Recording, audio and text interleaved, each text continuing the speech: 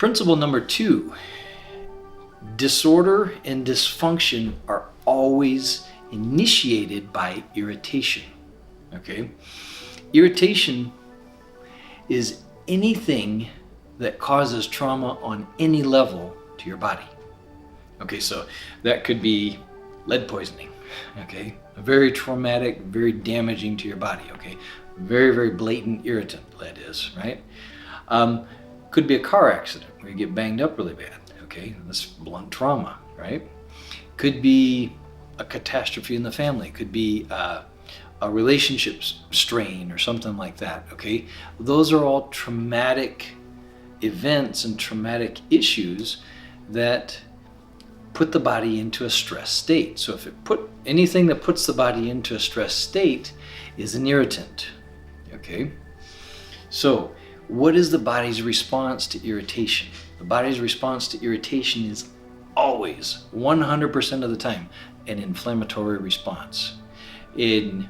If you want to take that lightly, I want you to go look at the Merck manual, okay, the diagnostic manual for every hospital in the country, and go look at how many diseases are defined in the Merck manual that end in itis. Okay, every one of those is an inflammatory response the body's having. Okay, what you'll find is well over 90% of all known diseases that we deal with are nothing more than an inflammatory response the body's having to something that's irritating it. So, irritation always causes inflammation. Inflammation then leaves our body open to infection. Okay, and I'll give you an example. If you take a piece of particle board, okay, it's that glued together board, right? You take that, put it out in your backyard, and you let the sprinklers run on it, right? Okay, what happens to that particle board? First thing that happens is it'll swell up. Wouldn't we call that inflammation? Okay, so it inflames, it swells up. Once the wood becomes waterlogged, what else starts to happen?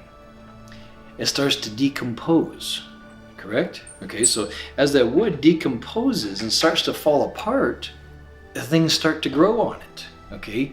And it starts to get, maybe it gets termites, maybe it gets, I don't know, even, fungus or anything can start growing on it, right? Mushrooms start growing on the wood, right? That is very similar to the process your body goes through in developing an infection, especially a chronic infection, okay? As the water or inflammation accumulates in your body, okay, your system gets waterlogged, it starts to decompose. As it decomposes, things that you don't want growing in your system start growing in your system. And it's interesting. Here's one of the things. Your sugar-eating microbes, your anaerobic microbes, okay, they are there to help break things down in our body. Okay, when cells are no longer viable and need to be broken down, one of the things that helps break down those cells is anaerobic microbes.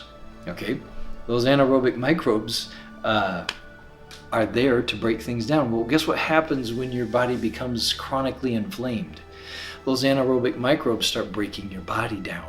Okay, the only difference between decomposition of a piece of wood and decomposition in your body is we call it degeneration in the human body. Okay, it's actually the same process. So that is principle number 2.